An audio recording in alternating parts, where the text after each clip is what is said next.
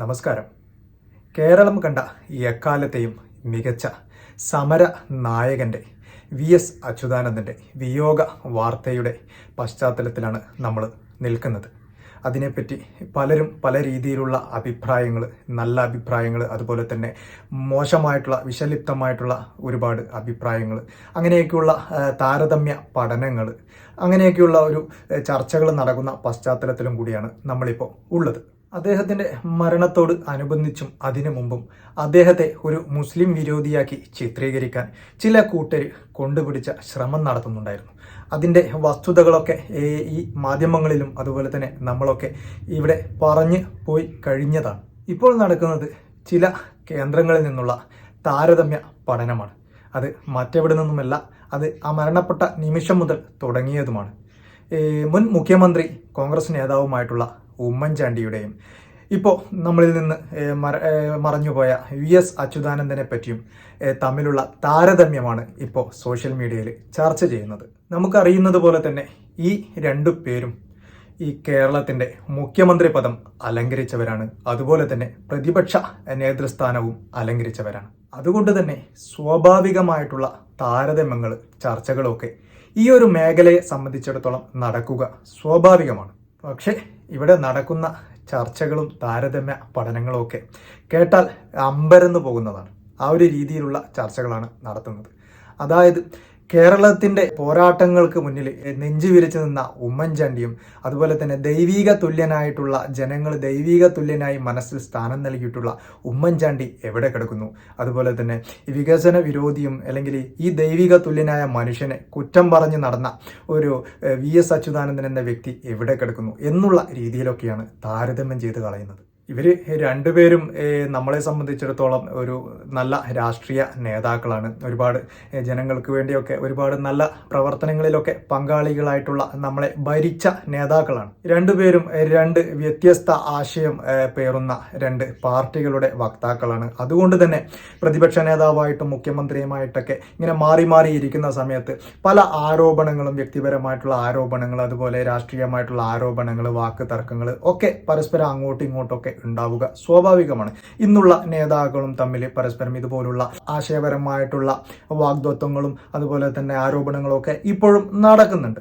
എന്തായാലും ഇവർ ഉമ്മൻചാണ്ടിക്ക് എതിരെ ക്രൂരമായി പെരുമാറി എന്ന് പറയുന്ന VSനെ കുറിച്ച് അദ്ദേഹത്തിൻ്റെ യാത്രയിൽ പങ്കെടുത്ത ഉമ്മൻചാണ്ടിയുടെ മകനായ ചാണ്ടി ഉമ്മൻ അദ്ദേഹത്തിൻ്റെ അനുഭവങ്ങളിൽ നിന്ന് ചില കാര്യങ്ങൾ പറയുന്നുണ്ട്. ആ കാര്യങ്ങൾ നമുക്ക് ആദ്യം ഒന്ന് കേട്ടുവരാം. പിന്നീട് നമുക്ക് ഇവർ തമ്മിലുള്ള ശരിയായിട്ടുള്ള ഒരു താരതമ്യം എങ്ങനെയാണ് എന്നുള്ളത് ഒന്ന് പരിശോധിക്കാം. ഇതിന് തൊട്ട് മുൻപും അല്ലെങ്കിൽ ഇപ്പോൾ പോലും ചർച്ചയാകുന്നത് ഉമ്മൻചാണ്ടിയുടെ ഒരു യാത്രയുമായാണ്. അതിനുശേഷമാണ് VSൻ്റേത് വരുന്നു. ഈ ഒരു യാത്ര കാണുമ്പോൾ എന്താണ് മനസ്സിലെടുക്കുന്നത്? അല്ല, തീർച്ചയായിട്ടും ആ ഓർമ്മകൾ 2 വർഷം മുമ്പുണ്ടായിരുന്ന എൻ്റെ പിതാവിൻ്റെ അന്തിമയാത്രയുടെ ഓർമ്മകൾ ഇന്നും നിറഞ്ഞു നിൽക്കുകയാണ്. അതിൽ നമുക്ക് മറക്കാൻ പറ്റാത്ത ഒരു സാമ്യമുണ്ട്. രാത്രി വൈകിയും ആൾക്കാർ അന്നും നിന്നു ഇന്നും നിൽക്കുന്നു. അതെന്താണ് ശ്രീ VS അച്യുതാനന്ദന് കേരള സമൂഹത്തിലെ സ്ഥാനം എന്നുള്ളതിൻ്റെ തെളിവ് കൂടിയാണ് എന്ന് ഞാൻ ഓർക്കുകയാണ്. അത് ഇവർ രാഷ്ട്രീയമായി പലപ്പോഴും വിയോജിപ്പുകൾ ഉണ്ടായിരുന്ന സമയത്തും യോജിപ്പുകളും ഉണ്ടായിരുന്നു, പരസ്പരം ആദരവുകളുണ്ടായിരുന്നു എന്നുള്ള കാര്യത്തിൽ ആർക്കും ഒരു സംശയമില്ല. ഇപ്പം ഞാനിപ്പോൾ തൊട്ടു മുമ്പ് പറഞ്ഞതേ ഉള്ളൂ, ശ്രീ APJ അബ്ദുൽ കലാമിൻ്റെ മരണത്തിന് എൻ്റെ ഫാദറും ശ്രീ VS അച്യുതാനന്ദനും ഞങ്ങൾ ഒരുമിച്ചാണ് ഉണ്ടായിരുന്നത്. എനിക്കൊന്നും ഒരു സമയത്ത് വന്നപ്പോൾ ഞാൻ നടുക്കിയിരിക്കുക, ഇവർ രണ്ടുപേരും ഇപ്പുറത്ത് ഇരിക്കുന്ന ഒരു അകരകൾ പോയതായിട്ടാണ് എൻ്റെ ഓർമ്മ. പക്ഷെ അവിടെ ചെന്ന് കഴിഞ്ഞപ്പം ഒരു പോയിന്റിൽ ഇദ്ദേഹത്തെ ഒരു കമ്മ്യൂണിക്കേഷൻ, ഇദ്ദേഹത്തെ കാണാൻ പറ്റാത്തൊരു സാഹചര്യം ഉണ്ടായി. ഇവിടെ തിരിച്ചിറങ്ങുന്ന സമയത്താണെന്ന് തോന്നുന്നു. അപ്പോൾ അതോടെ എൻ്റെ ഫാദർ വളരെ അപ്സെറ്റായി. അപ്പോൾ എന്നെ അന്വേഷിക്കുന്ന പോലായിരുന്നു അന്ന് ശ്രീ VS അച്യുതാനന്ദൻ അന്വേഷിക്കാനായിട്ട് എനിക്ക് തോന്നി. അത്രയ്ക്കൊരു സ്നേഹം. അപ്പോൾ ഞാൻ പറയാം, 2015 പറയുമ്പം ഈ പറഞ്ഞ പല അഭിപ്രായ വ്യത്യാസങ്ങളും ഉള്ള സമയം കൂടിയാണെന്ന് വെച്ചോളൂ. അപ്പോൾ പോലും പരസ്പരം ഒരു ബഹുമാനം കൊടുക്കുന്ന തരത്തിൽ ഉള്ള ഒരു റിലേഷൻഷിപ്പ് ഉണ്ടായിരുന്നു എന്നുള്ളത് ഞാൻ ഈ അവസരത്തിൽ ഓർത്തെടുക്കുകയാണ്. ഇപ്പോൾ VS മുഖ്യമന്ത്രി സഭയിലെ ഏറ്റവും തീപ്പൊരിയായി ഉമ്മൻചാണ്ടി നിൽക്കുന്നു, തിരിച്ച് ഉമ്മൻചാണ്ടി മുഖ്യമന്ത്രി ഏറ്റവും തീപ്പൊരിയായി VS നിൽക്കുന്നു. ആ ഒരു കാലഘട്ടമാണ് നിങ്ങൾ പുറത്തു നിന്ന് അല്ലെങ്കിൽ വീട്ടിലിരുന്ന് കാണുന്നത്. എന്താണ് അപ്പോൾ ഉണ്ടാകുന്ന ഒരു രാഷ്ട്രീയത്തിൻ്റെ ഈ നേതാക്കൾ തമ്മിലുള്ള ഒരു ഏറ്റുമുട്ടൽ, വാക്കുകൾ കൊണ്ടുള്ള ഏറ്റുമുട്ടൽ, സഭയിലെ ഏറ്റുമുട്ടൽ എന്താണ് അപ്പോൾ ഈ VSനോടൊക്കെ എന്താണ് സ്നേഹം തോന്നുന്നത് നിങ്ങളുടെ മനസ്സിലാണ്? അങ്ങനെയല്ല, അത് രാഷ്ട്രീയം എന്നുള്ളത് വേറെ തലത്തിൽ കാണാൻ പറ്റുന്നൊരു കാര്യമാണ്. രാഷ്ട്രീയത്തിൽ പല അഭിപ്രായ വ്യത്യാസങ്ങൾ, അദ്ദേഹത്തിൻ്റെ സ്റ്റൈൽ അങ്ങനെയാണ്. അദ്ദേഹം എങ്ങനെയാണെങ്കിലും വളരെ പ്രത്യേകമായ രീതിയിലാണ് അദ്ദേഹത്തിൻ്റെ കാര്യങ്ങൾ അദ്ദേഹം അവതരിപ്പിക്കുന്നത്. അപ്പം അതിൽ ഒരു ഡിഫറൻ്റ് ആയിട്ടുള്ള അപ്രോച്ച്, ബാക്കിയുള്ള രാഷ്ട്രീയ നേതാക്കളിൽ നിന്ന് ഡിഫറൻ്റ് ആയിട്ട് അപ്രോച്ചാണ് അദ്ദേഹത്തിനുള്ളത്. അദ്ദേഹം വളരെ ഷാർപ്പാണ്, എന്ത് കാര്യങ്ങൾ പറഞ്ഞാൽ ഷാർപ്പായിട്ട് പറയും. അത് അദ്ദേഹത്തിൻ്റെ ഒരു സ്റ്റൈലാണ്. പക്ഷെ അത് മനസ്സിൽ വെച്ച് സൂക്ഷിക്കുന്ന ഒരാളായിട്ട് ഞാൻ ഇന്നും കരുതുന്നില്ല. അപ്പം ആ രാഷ്ട്രീയത്തിൻ്റെ ആവശ്യം എന്താണോ അത് ആ സമയത്ത് ഉപയോഗിക്കുന്നു എന്നുള്ളതേ ഉള്ളൂ. അതല്ലാതെ വ്യക്തിപരമായി അദ്ദേഹം അങ്ങനെ മനസ്സിൽ വെച്ച് പറയുകയാണെന്ന് ഞാൻ വിശ്വസിക്കുന്നില്ല. പക്ഷേ ചിലപ്പോൾ അത് നമ്മളൊന്ന് സ്റ്റിങ് ചെയ്യും എന്നുള്ള കാര്യത്തിൽ യാതൊരു സംശയമില്ല. പക്ഷെ എങ്കിൽ പോലും അദ്ദേഹത്തിൻ്റെ ഒരു രാഷ്ട്രീയ ശൈലി, അദ്ദേഹത്തിൻ്റെ സത്യസന്ധത, വ്യക്തിപരമായ സത്യസന്ധത ഒക്കെ കേരളം ഓർക്കുന്നതും കേരളത്തിലെ ജനങ്ങൾ അത് ഒത്തിരിയേറെ ഇഷ്ടപ്പെട്ടിരുന്നൊരു കാര്യമാണ്. അദ്ദേഹം TP ചന്ദ്രശേഖരൻ്റെ കേസിലെടുത്തൊക്കെ ഒരു നിലപാട് അത് കേരളം നോക്കിക്കണ്ടിരിക്കുന്ന ഒരു കാര്യമാണ് എന്നുള്ള കാര്യത്തിൽ യാതൊരു സംശയവുമില്ല. അങ്ങനെ കേരള പൊതു മനസ്സാക്ഷിയുടെ ഒരു പ്രതീകമായിരുന്നു അദ്ദേഹം എന്ന് സംശയം പറയാൻ സാധിക്കും. ഈ ഒരു യാത്ര ഒരു വലിയ തികട്ടൽ ഉള്ളിലേക്ക് കൊണ്ടുവന്നിട്ടുണ്ടാവും അല്ലേ? അല്ല, പഴയ ഓർമ്മകൾ വന്നിട്ടുണ്ട്. അദ്ദേഹം അന്ന് നടത്തിയ എന്താ പറയുക, എൻ്റെ ഫാദറിൻ്റെ അവസാന യാത്രയ്ക്ക് വളരെ സമാനമായ ഒരു യാത്ര കാണുമ്പോൾ അത്രയും മനസ്സിൽ ശ്രീ VS അച്യുതാനന്ദൻ ഉണ്ടായിരുന്നു എന്നുള്ളത് യാഥാർത്ഥ്യം തന്നെയാണ്. കേട്ടല്ലോ, ഇപ്പോൾ ശ്രീ VS അച്യുതാനന്ദനെ ഇങ്ങനെ ആക്രമിക്കുന്ന, ഉമ്മൻചാണ്ടിയുടെ പേര് പറഞ്ഞ് ഇങ്ങനെ ആക്രമിക്കുന്നവർ തീർച്ചയായിട്ടും സോളാർ വിഷയത്തിൻ്റെ പേരിലാണ് ഇദ്ദേഹത്തെ ഇങ്ങനെ ആക്രമിക്കുന്നത്. ആ സമയത്ത് പ്രതിപക്ഷ നേതാവായിരുന്ന VS അച്യുതാനന്ദൻ അദ്ദേഹത്തെ ഈ ഒരു വിഷയത്തിൻ്റെ പേരിൽ കടന്നാക്രമിക്കുന്ന അല്ലെങ്കിൽ ആരോപണങ്ങൾ ഇങ്ങനെ നിരന്തരമായി ഉന്നയിക്കുന്ന, അതിനുവേണ്ടി സമരങ്ങൾ നടത്തുന്ന ഒരു നിലയുണ്ടായി. അത് സ്വാഭാവികമായിട്ടും ഏതൊരു പ്രതിപക്ഷ നേതാവിൻ്റെയും ധർമ്മം എന്നുള്ള രീതിയിലാണ് അന്ന് VS അച്യുതാനന്ദൻ കാണിച്ചിട്ടുള്ളത്. അതുതന്നെയാണ് ഇന്നിപ്പോൾ ഉമ്മൻചാണ്ടിയുടെ മകനായിട്ടുള്ള ചാണ്ടി ഉമ്മനും ഇവിടെ വ്യക്തമാക്കുന്നത്. മാത്രമല്ല, ഈ സോളാർ വിഷയവുമായി ബന്ധപ്പെട്ട കാര്യങ്ങൾ നമുക്ക് എടുത്ത് പരിശോധിച്ചു കഴിഞ്ഞാൽ ഇത് ഏത് പാർട്ടിക്കുള്ളിൽ നിന്നാണ് ഈ വിഷയം ഇങ്ങനെ പുറത്തേക്ക് വന്നതും ആരാണ് ഇതിനെ കേരളത്തിൽ സജീവമായിട്ടുള്ള ചർച്ചയാക്കിക്കൊണ്ട് പ്രതിപക്ഷത്തിൻ്റെ കയ്യിലേക്ക് ഈ വിഷയം എടുത്ത് വെച്ച് കൊടുത്തിട്ടുള്ളതും എന്നുള്ള കാര്യം നമ്മൾ എടുത്തു പരിശോധിച്ചു കഴിഞ്ഞാൽ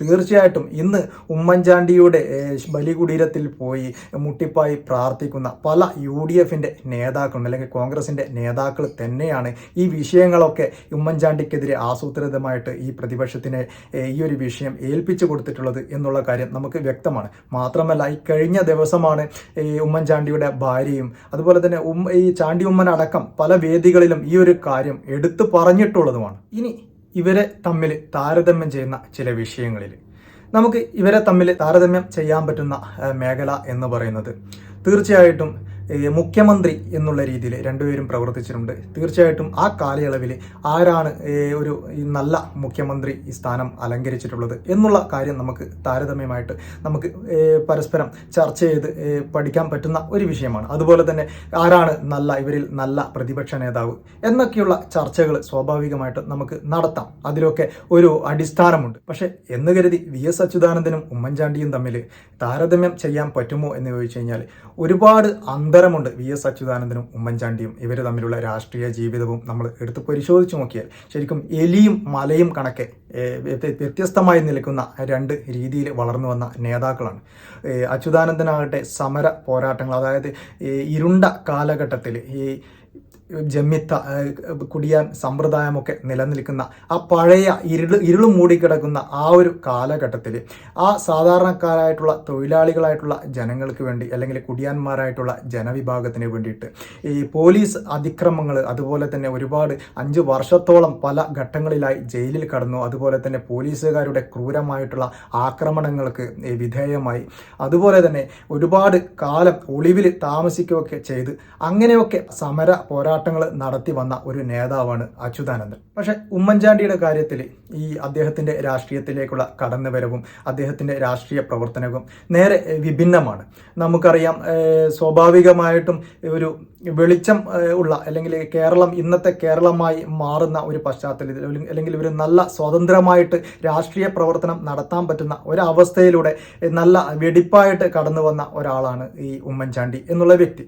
അതുകൊണ്ട് തന്നെ ഈ രണ്ട് വ്യക്തികളെയും താരതമ്യം ചെയ്യുമ്പോൾ ചില മര്യാദകൾ നമ്മൾ പാലിക്കേണ്ടതുണ്ട്.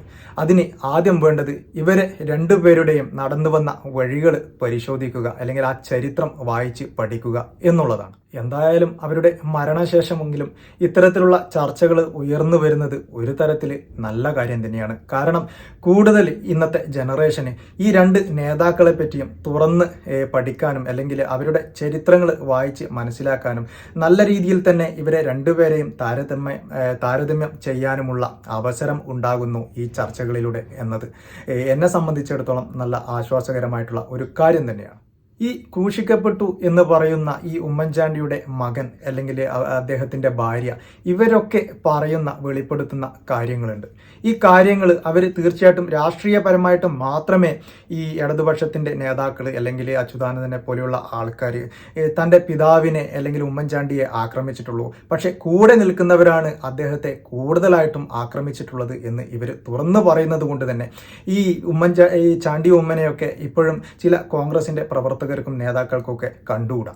ഈ ഉമ്മൻചാണ്ടിയുടെ മരണസമയത്തു കൂടി ഈ ചാണ്ടി ഉമ്മൻ അദ്ദേഹത്തിന്റെ അഭിപ്രായം തുറന്നു പറഞ്ഞിട്ടുള്ളതാണ്. പിണറായി വിജയനെ അടക്കം ഈ ഒരു വിഷയത്തിൽ ഈ ഉമ്മൻചാണ്ടിയോടുള്ള സമീപനത്തിന്റെ കാര്യങ്ങളൊക്കെ തുറന്നു പറഞ്ഞതുകൊണ്ട് തന്നെ അദ്ദേഹത്തോട് വല്ലാത്തൊരു അമർഷവും ദേഷ്യവും ഒക്കെയാണ്. പക്ഷേ ഉമ്മൻചാണ്ടിയെ ഇപ്പോൾ ഇവരൊക്കെ അവരുടെ ആവശ്യത്തിന് വേണ്ടി ദൈവികമായിട്ട് കാണുന്നു എന്നുള്ളത് കൊണ്ട് തന്നെ അദ്ദേഹത്തിന്റെ മകനെ അങ്ങനെ പരസ്യമായി തള്ളുന്ന രീതിയിലേക്ക് അവർക്ക് വരാൻ സാധിക്കില്ല എന്നുള്ളത് കൊണ്ട് മാത്രമാണ് ഇപ്പോൾ അവരൊക്കെ മൗനത്തിലിരിക്കുന്നത്. എന്തായാലും ഈ രണ്ട് നേതാക്കളുടെയും മരണത്തിൽ അവരെ സ്നേഹിക്കുന്ന ജനങ്ങൾ അല്ലെങ്കിൽ ഈ കേരള ജനത ആകെ തന്നെ നല്ലൊരു അന്ത്യയാത്ര തന്നെയാണ്, അവർക്ക് യോജിക്കുന്ന രീതിയിലുള്ള അന്ത്യയാത്ര തന്നെയാണ് നൽകിയിട്ടുള്ളത്. അതിനെയൊക്കെ ഇങ്ങനെ പരസ്പരം താരതമ്യം ചെയ്തുകൊണ്ട് വെറുതെ നമ്മൾ സ്വയം ഇല്ലാതാകുന്ന രീതിയിലേക്ക് മാറും എന്നതല്ലാതെ അതിൽ മറ്റൊരു നേട്ടവും ആർക്കും കിട്ടാനൊന്നും പോകുന്നില്ല. എന്തായാലും മനുഷ്യരെന്ന നിലയിൽ ഈ രണ്ടുപേർക്കും അവരുടേതായ മേന്മകളും അവരുടേതായ ന്യൂനതകളുമുണ്ട്. തീർച്ചയായിട്ടും രാഷ്ട്രീയ പ്രവർത്തനത്തിൽ ഏർപ്പെടുമ്പോൾ ആ അവസരങ്ങളിൽ പ്രത്യാരോപണങ്ങൾ തീർച്ചയായിട്ടും ഉണ്ടാകും.